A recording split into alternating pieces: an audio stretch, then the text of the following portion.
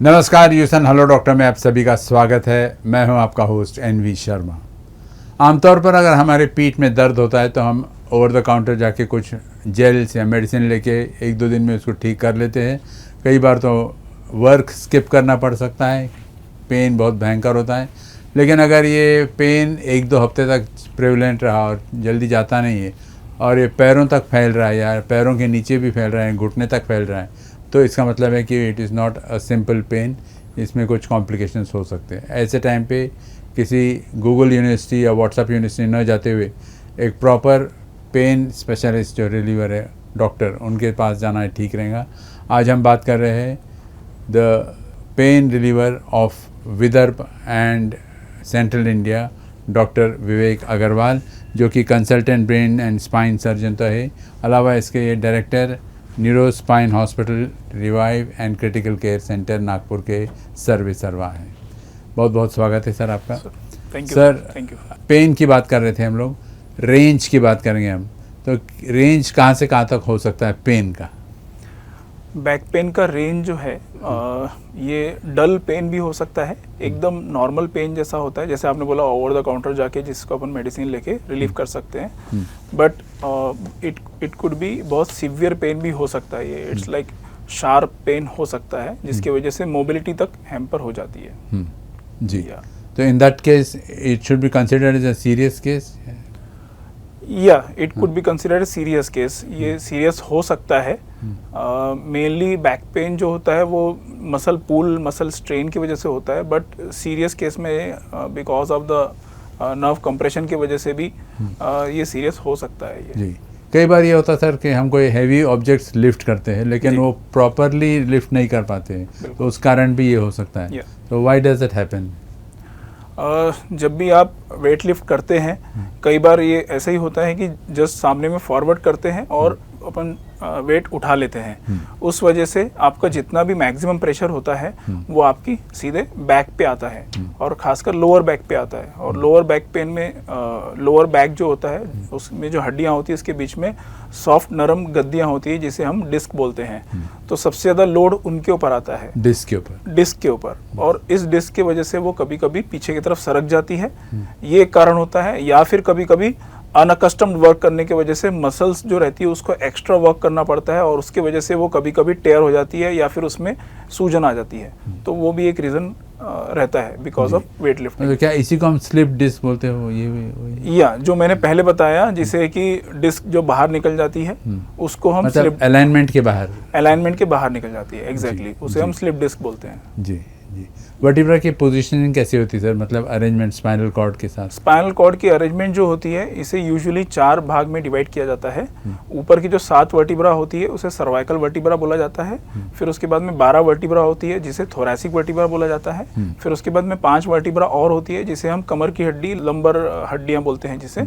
और उसके आखिरी में जो होती है, जो जिसपे हम बैठते हैं, वो सैक्रम बोलते हैं जिसे हम, जो कि आखिरी में हड्डी होती है। वो कॉक्सिक्स वही होता है? कॉक्सिक्स एकदम छोटा सा पार्ट होता है जो सैक्रम को अटैच होता है। वो सबसे लास्ट, जिसे हम टेल बोन बोलते हैं, वो एक पार्ट होता है। मतलब वो बोन्स फ्यूज हो जाते हैं? हाँ, नीचे की जो सैक्रम वाली जो बोन्स होती है वो पूरी की पूरी फ्यूज रहती है। जो और ऊपर में जितनी भी वर्टिब्रास है, cervical, dorsal and lumbar vertebra जो है, वो आपस में जुड़ी जरूर है जॉइंट्स के through, but they are not fused bones. उनके बीच में गद्दियां होती है। सर, आप जैसे एक्सपर्ट यहाँ बैठे हैं जी, तो कॉमन मैन को हम आपके ज़रिए समझाने की कोशिश करेंगे। बहुत सारे टर्म्स सुनते हैं हम लोग, लिगामेंट्स है, टेंडेंस है, मसल्स है, फाइबर्स। ये क्या एग्जैक्टली मसल्स, ये सब क्या है? ये सब मस्कुलर पार्ट है। जो बॉडी है ये बेसिकली 2 चीज से बनी हुई है, स्केलेटल से बनी है, हड्डियों से बनी हुई है, और इस हड्डियों पे मसल्स का अटैचमेंट होता है, मसल्स होती है। तो जहाँ पर ये मसल्स जाके हड्डियों से अटैच होती है उसे हम टेंडन बोलते हैं, और कुछ जगह पर जाके स्पेशली जिसका कुछ फंक्शन रहता है उसको हम लिगामेंट्स बोलते हैं। तो बेसिकली लिगामेंट्स एंड टेंडन जो है ये मसल्स के ही एक्सटेंशन होते हैं जो कि जाके बोन्स में जाके अटैच होते हैं। जी, वो कौन से रिस्क फैक्टर्स है सर जो इसको हमको यानी केयर करना पड़ेगा ताकि हमारे बैक में या बॉडी में कहीं पेन ना हो? जैसे फिटनेस लेवल की बात करें अगर, या बैक पेन प्रिवेंट करने के लिए जो सबसे ज़्यादा जो सबसे बड़े रिस्क फैक्टर्स है, एक आज की तारीख में जो रिस्क फैक्टर है वो है एक तो सीडेंटरी लाइफस्टाइल, जो कि अपना ऑलमोस्ट लाइक पर डेली हम सिटिंग पे ही बैठ के ही बातें करते हैं या फिर वॉक करते हैं, ये एक बहुत बड़ा रिस्क फैक्टर है, प्रोलॉन्ग सिटिंग। दूसरे बात उसके बाद में जो अननेसेसरी जो वेट लिफ्ट करते हैं, नॉट प्रॉपरली वेट लिफ्ट नहीं करना, वो एक रिस्क फैक्टर है। Smoking is one of the risk factor for back pain. Then उसके बाद में ओबेसिटी, अब क्योंकि सीडेंटरी लाइफस्टाइल हो गया है तो सब, और जंक फूड की काफ़ी ज़्यादा इंटेक हो चुकी है, उस वजह से भी ओबेसिटी भी एक बहुत बड़ा रिस्क फैक्टर है बैक पेन के लिए। या sir too much of exercise भी बुरा है, too much is too, exactly, too much of exercise is also not good, anything in excess is not good. Weight gain की बात करते हैं sir, what type of food should be avoided या what type of food should be taken? Proteinaceous food ज़्यादा लेना चाहिए, high protein content वाला diet ज़्यादा लेना चाहिए, जैसे पनीर हो गया, सोयाबीन हो गया, स्प्राउट्स हो गया। जो नॉनवेज खाते हैं उनके लिए नॉनवेज भी चलेगा, जो क्योंकि इसमें प्रोटीन कंटेंट ज़्यादा होता है। अवॉइड जो करना है वो जिसमें कार्बोहाइड्रेट जिसकी मात्रा ज़्यादा है, फैट कंटेंट जिसका ज़्यादा है, जैसे रोटी, चावल, इनमें फैट कार्बोहाइड्रेट की मात्रा ज़्यादा होती है, और मिल्क प्रोडक्ट्स में फ़ैट की कंटेंट ज़्यादा होती है, वो फूड्स यूजुअली अपन ने अवॉइड करना चाहिए। जी सर, डिजिटल ज़माना आजकल, सब लोग बैठ के कंप्यूटर पे बैठ के बात कर रहे, लैपटॉप पे बैठ के अपना काम कर रहे, अक्रॉस द वर्ल्ड घूम रहे, तो इस टाइप का जो सेडेंटरी लाइफ है उसके कारण चेयर पोजीशनिंग, अनकंफर्टेबल चेयर, ये सभी फैक्टर्स गिने जाते हैं। बिल्कुल बिल्कुल बिल्कुल, definitely sedentary lifestyle, prolong working hours, sitting posture, और जो आप चेयर्स की बात कर रहे हैं, अगर प्रॉपर चेयर सिलेक्शन नहीं है, आपका प्रॉपर पोस्चर नहीं है, आप बहुत ज़्यादा फॉरवर्ड बैंड होके वर्क करते हैं, मतलब गेट पोस्चर जो रहता है आपका, पोस्चर आपका प्रॉपर नहीं है वर्किंग के समय में, तो डेफिनेटली आपको लॉन्ग टर्म में, ऑल्दो इट्स नॉट नेसेसरी कि आपको सेम डे या फिर थोड़े दिन में पेन हो, लेकिन लॉन्ग टर्म में आपको डेफिनेटली बैक पेन स्टार्ट हो जाएगा। What's the weight avoided? क्योंकि जब ऑप्थेल्मोलॉजिस्ट आते हैं यहाँ पर इस स्टूडियो में, तो वो बोलते हैं कि एवरी 20 मिनट जरा उठ के अपने आँखों का हल्का सा एक्सरसाइज कर लीजिए और घूम के आइए, बैठ जाइए। बिल्कुल बिल्कुल, तो उस प्रकार ये डेफिनेटली स्पाइन में भी, बैक पेन में भी यही है कि हम लोग रिकमेंड करते हैं कि आधी घंटा बैठने के बाद में आपने थोड़ा सा वॉक कर लेना चाहिए और थोड़ा सा स्ट्रेचिंग कर लेना चाहिए, ताकि जो आप कंटिन्यूस सिटिंग कर रहे हैं उस, आप जब बैठ रहे हैं तो आपका मैक्सिमम जो बॉडी वेट है it's going to the back, और जब आप खड़े होते हैं तो maximum weight goes to the पैरों में आपका वजन जाता है। तो जब आप बैठ रहे हैं तो आपका पूरा वजन कमर में जा रहा है, तो आपको कमर में जो मसल्स है वो वर्क कर रही कंटिन्यूसली, और जिसके बारे में आप अवेयर नहीं है, तो आपको तो इट्स उनके लिए वो स्ट्रेस है, तो आपको स्ट्रेचिंग करके जो मसल्स में टेंशन आ रही है उसको आपको रिलीज करना चाहिए। जी, किस पर्टिकुलर एज से ये होने के चांसेस ज़्यादा रहते हैं? बैक पेन यूजुअली देखा जाता है कि अडल्ट से लेके, यंग अडल्ट से लेके, लाइक 15-16 साल से लेके 70-80 ईयर्स अप टू एंड आगे तक भी बैक पेन पाया जाता है। बट मोस्ट कॉमनली जो एज ग्रुप है वो जनरली 30-40 एज ग्रुप में मिलता है, फिर एक 50-60 एज ग्रुप में बैक पेन ज़्यादा मिलता है। जी, यंग एज में जनरली इसलिए होता है क्योंकि उस समय आप काफ़ी एक्टिव होते हैं, बहुत ज़्यादा वेट लिफ्ट करते हैं, स्पोर्ट्स एक्टिविटी करते हैं, लॉन्ग ड्यूरेशन तक एक्सरसाइजेस करते हैं, फिर आप ड्राइव करते हैं, लॉन्ग ड्राइव्स करते हैं, तो दैट उसके वजह से फिर कभी कभी स्लिप डिस्क का प्रॉब्लम, जनरली यंग एज में स्लिप डिस्क का बहुत ही ज़्यादा कॉमन प्रॉब्लम है ये। और सिमिलरली ओल्ड एज में, बिकॉज ऑफ ओल्ड एज की वजह से आपकी बोन्स जो रहती है वो काफ़ी ख़राब हो चुकी होती है, ऑस्टियोपोरोसिस डेवलप हो चुका होता है, कैल्शियम, विटामिन डी, प्रोटीन की डेफिशिएंसी हो चुकी होती है, तो उस वजह से फिर वो एक फैक्टर रहता है ओल्ड एज में बैक पेन होने का। जी, हेरिडिटरी कॉजेज की बात करें तो कुछ वो भी हेरिडिटरी कॉजेज होते हैं, but they are not very much link to the back pain. Mainly ये जो मैंने रीज़न बताए, जनरली यही ज़्यादातर कॉजेज रहते हैं। टाइप्स की बात करेंगे सर, तो टाइप्स ऑफ बैक एक कितने? बैक एक यूजुअली इसको हम 3 टाइप में डिवाइड करते हैं, अक्यूट बैक पेन, सब acute back pain and chronic back pain. Acute back pain यानी जिसका पेन स्टार्ट हुआ है और रिसेंटली पेन स्टार्ट हुआ है, लाइक 4 वीक्स, 4 हफ्तों से ही पेन है, दैट वी कंसिडर, हम उसको अक्यूट बैक पेन मानते हैं। सब एक्यूट बैक पेन जो होता है हमारे लिए वो 4 वीक्स से 12 वीक्स तक का होता है। और जो क्रोनिक बैक पेन, जब भी पेशेंट का पेन 3 महीने से ज़्यादा कंटिन्यू हो रहा है तो हम उसे क्रोनिक में काउंट करते हैं, क्रोनिक बैक पेन में काउंट करते हैं। मतलब ऑन अ रेगुलर बेसिस होता है या on a regular basis, which is जो कि दवाई लेने के बावजूद भी ठीक नहीं हो रहा है और 3 महीनों से कंटिन्यू चला आ रहा है पेशेंट को। इन दैट केस क्या करना चाहिए sir? What is the way out? Definitely अगर आपको पेन, क्रॉनिक बैक पेन है, 3 महीने से पेन चला रहा है, तो आपको फर्स्ट ऑफ ऑल जाके एक कंसल्टेंट जो स्पाइन एक्सपर्ट है, चाहे वो न्यूरोसर्जन हो या फिर कोई ऑर्थोपेडिक सर्जन जिसने स्पाइन में कुछ फेलोशिप किया हो, आपने उससे जाके कंसल्ट करना चाहिए और आपका बैक पेन का रीज़न आपने रूल आउट करना चाहिए कि आपको क्यों उसका पेन हो रहा है। सिम्टम्स की बात करेंगे sir, what are the symptoms associated with back pain? या exactly, back pain itself is a symptom of something which is going on wrong in the body. Yes, right. So लेकिन इसके साथ में और भी एसोसिएटेड सिम्टम्स होते हैं back pain के साथ में, जैसे आपने पहले बताया कि पैरों में भी जा सकता है। स्लिप डिस्क के वजह से नर्व कंप्रेशन होता है, नस दबती है और नस दबने की वजह से में ये जो बैक पेन है वो आपके पैरों में नीचे तक जा सकता है। पैरों में दर्द भी हो सकता है या फिर पैरों में झुंझुनाहट भी हो सकती है साथ ही साथ में। सीवियर केसेस में अगर नस ज़्यादा दब गई है तो बैक पेन के साथ में पैरों में वीकनेस भी आ सकती है।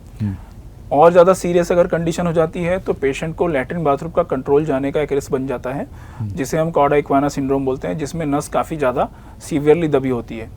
इन सब के साथ में जो एसोसिएट सिम्टम्स होते हैं वो, क्योंकि पेशेंट को पेन होता है तो वो डिप्रेशन में भी जाते हैं। कई बार पेशेंट, काफ़ी सारे पेशेंट एंजाइटी में भी चले जाते हैं बिकॉज ऑफ द पेन, और उनकी सोशल लाइफ भी काफ़ी हद तक कभी कभी हैम्पर हो जाती है। तो ये जनरली मुख्य सिम्टम्स रहते हैं पेशेंट्स के। सर कई बार देखा है जैसे मॉर्निंग में उठते हैं हम लोग तो ज़रा पीठ अकड़ गई रहती है बिल्कुल जी, लेकिन जैसे हम अपने नॉर्मल एक्टिविटीज करने लगते हैं तो it comes back to normal. तो is that a case to be considered serious? काफ़ी बार ऐसा होता है कि पेशेंट आते हैं हमारे पास में जो बोलते हैं कि सुबह जब उठते हैं तब पेन काफ़ी सीवियर होता है और उसके बाद में जैसे ही थोड़ी सी मोबिलिटी बढ़ जाती है तो पेन हमारा चला जाता है। तो ऐसी कंडीशंस जनरली जो इन्फ्लेमेटरी कंडीशंस होती है बॉडी में, जिसे हम आर्थराइटिस बोलते हैं, जिसे हिंदी में अपन वात रोग भी बोल सकते हैं। जनरली ये सब जो कंडीशन है, एनकाइलोजिंग स्पॉन्डिलोलाइसिस, रूमेटॉइड आर्थराइटिस, ये सब कंडीशंस में जनरली जो पेन होता है वो सुबह होता है और जैसे जैसे आपकी मोबिलिटी बढ़ती है तो ये पेन धीरे धीरे चला जाता है। यहाँ तक कि ये भी देखा है केसेस जहाँ यूरिनेशन के टाइम पे बैक में पेन होता है। Yes yes yes. What could be the reason? Uric acid का कुछ? यूरिक एसिड से ज़्यादा कभी कभी किडनी स्टोन्स वगैरह होता है, उसके वजह से भी जब आप यूरिनेशन करते हैं उस समय आपको बर्निंग मिक्चुरेशन हो सकता है और पेन हो सकता है। दैट इज जो पेन हो रहा है वो यूजुअली बैक पेन रेडिएट हो रहा है आपका पेन, जो कि किडनी स्टोन्स की वजह से बैक पेन वगैरह हो सकता है। हाँ, यस यस यस। कॉजेस की बात करेंगे सर, तो कॉजेस क्या हो सकते हैं? कॉजेस जो है मेनली जो बैक पेन होता है, खासकर लोअर बैक पेन की अगर बात करें तो मसल पुल, मसल स्ट्रेन, ये सबसे मोस्ट कॉमन कारण होता है जो बैक पेन का होता है। फिर इसमें अलग अलग कारण होते हैं जिसमें से जैसे मैंने बताया कि हर्निएटेड डिस्क हो सकता है, लंबर डिस्क की वजह से हो सकता है, या फिर जो कैनाल स्टेनोसिस बोलते हैं जिसमें जो कमर की नस होती है उसको जगह नहीं मिलती है, उसकी वजह से बैक पेन हो सकता है, या फिर फ्रैक्चर्स की वजह से हो सकता है। फ्रैक्चर्स वो ओल्ड एज में भी हो सकता है ऑस्टियोपोरोसिस की वजह से, या फिर यंग एज में कोई एक्सीडेंट होने की वजह से भी फ्रैक्चर हो सकता है, जो कि इमीडिएटली बैक पेन भी कर सकता है, लॉन्ग टर्म में भी बैक पेन क्रिएट कर सकता है। बाद में ऑस्टियोपोरोसिस, बोन्स में वीकनेस आना, वो भी एक बैक पेन का रीज़न है। या फिर रेयर केसेस में बॉडी में कहीं कैंसर हुआ हो जो कि कमर में फैल गया हो, वो भी एक रीज़न बैक पेन का रह सकता है। या फिर बैकबोन में इटसेल्फ ट्यूमर हो जाना, वो भी एक रीज़न रहता है कभी बैक पेन का। और रेयर केसेस में इंडिया में खासकर ट्यूबरक्लोसिस बहुत कॉमन है, तो कभी कभी स्पाइन टीबी की वजह से भी बैक पेन होता है। सर आपने स्प्रेन की बात की, स्ट्रेस की बात की, स्ट्रेन की बात की, आपने एक सुना है herniated pain, what is that? Herniated disc और जो पेन होता है बेसिकली जो कमर की हड्डियां होती है, जैसे मैंने जब भी बताया था कि हड्डियों के बीच में गद्दियां होती है जिसे हम डिस्क बोलते हैं। वो डिस्क जो है ये कई बार पीछे, क्योंकि पीछे की जो जगह होती है इसकी, जो डिस्क की 2 पार्ट होते हैं, अंदर में नरम वाला पार्ट होता है, बाहर वाला पार्ट कड़क होता है। तो वो जो बाहर वाला पार्ट रहता है, जब आप वेट लिफ्ट करते हैं या फिर प्रोलॉन्ग सिटिंग करते हैं तो बीच का जो नरम वाला पार्ट होता है, कई बार वो उस पर ज़्यादा प्रेशर आने की वजह से वो बाहर निकल जाता है। और क्योंकि पीछे का पार्ट इसका काफ़ी, जो हार्ट वाला पार्ट है, कड़क वाला पार्ट है, वो पीछे के साइड में थोड़ा सा वीक होता है, तो वो ज़्यादातर जो डिस्क होती है वो पीछे नस के तरफ सरक जाती है और पीछे में जो अपनी पैरों की नसें होती है उसको वो दबाती है, जिसकी वजह से फिर पेशेंट को हिप्स में पेन होना, काफ मसल्स में पेन होना, थाइज में पेन होना और कभी कभी पैरों की उंगलियों में भी दर्द होना शुरू हो जाता है। जी, स्पॉन्डिलोलिस्थेसिस जो होता है, yes, why does that arise at all? Spondylolisthesis जो होता है बेसिकली ये दो कारणों से हो सकता है, तीन कारणों से हो सकता है रादर।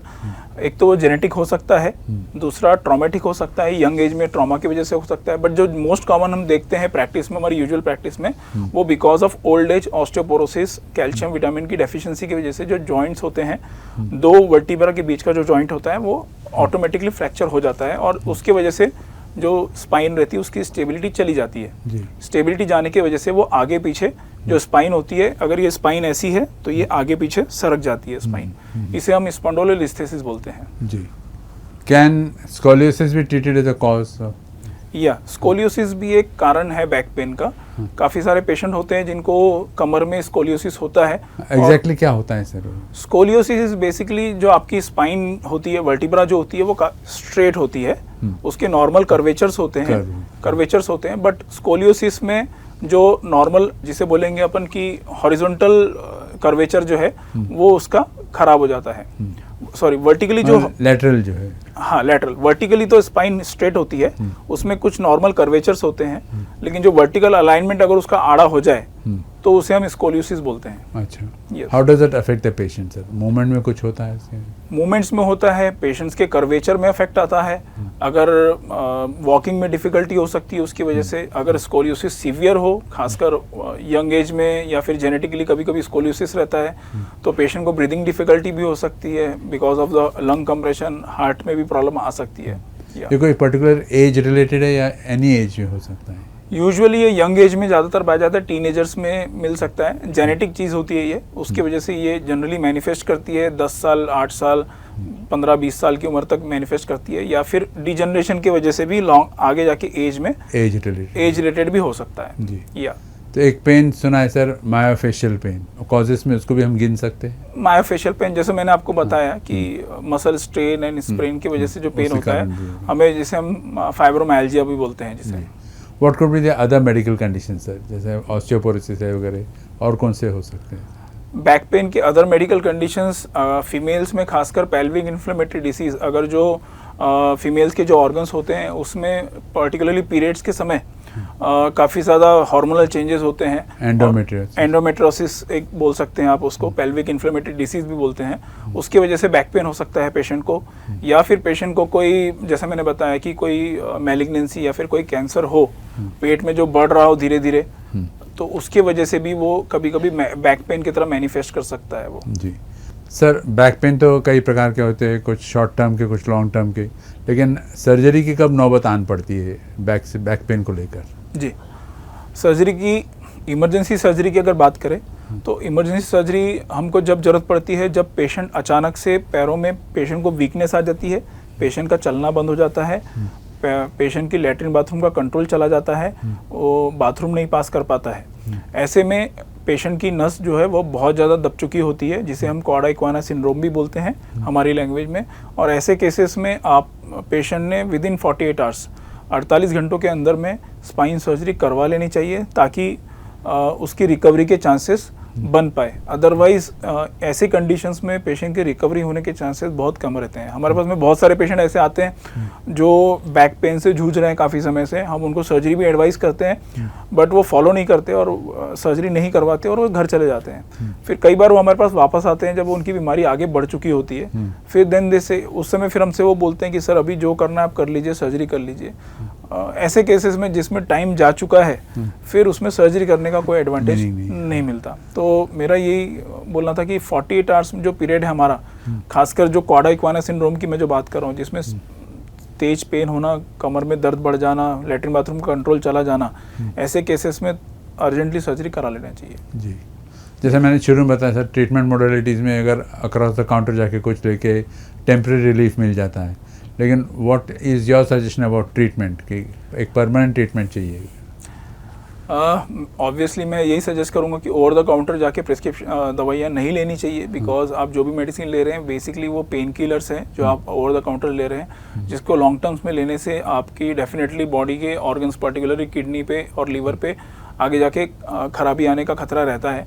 तो ऑलवेज आपने पहले जाके एक बार किसी कंसल्टेंट से, एक्सपर्ट से, पर्टिकुलरली स्पाइन एक्सपर्ट से जाके कंसल्ट करना चाहिए पेन के बारे में, और उनके द्वारा जो प्रिस्क्रिप्शन दिया गया है उसी के थ्रू ट्रीटमेंट करना चाहिए। जी, यस इसलिए मैं ऑडियंस को बार बार बोलते रहता हूँ, व्यूअर्स को, कि एक डॉक्टर जब एक्सपर्ट बन के वहाँ हॉस्पिटल चलाते हैं तो कम से कम 12-13 साल उनकी सिर्फ पढ़ाई में गई रहती है, experience apart.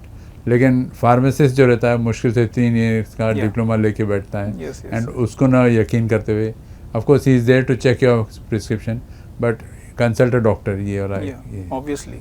Yes yes. What are the treatment modalities do you suggest?